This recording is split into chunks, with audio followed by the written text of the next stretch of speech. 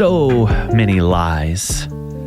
And so often the enemy will start with a little bit of truth and then twist it in the worst ways. And if you're not on your game, if you're not spending regular time with God, it can sometimes be hard to see through those lies. And that's where we just want to provide you with a little help each morning with the Morning Focus, looking at the truth of who the Bible says God is and who God says you are. Today we are flipping over to my favorite book in the Bible, Hebrews, looking at chapter 13, verse 6.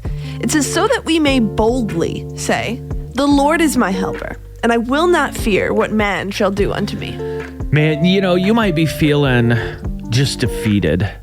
Like the same thing keeps happening over and over and over again. And you're just not going to get victory. And you're just done. You're like, why even try anymore? I can't go on. But that is a lie the enemy is going to use. Yes, maybe you've lost some battles, and that's a little bit of the truth that the enemy is going to use. But then he's going to twist it to make you think that you are just done.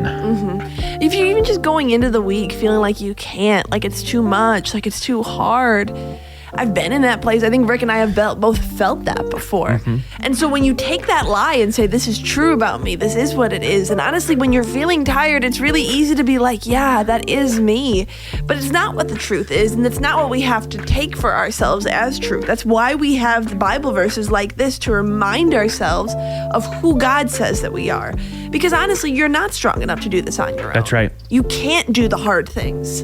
But with God, you have a helper. You can remind yourself. You can turn Bible verses into encouragements for yourself, even by inserting your own name, right?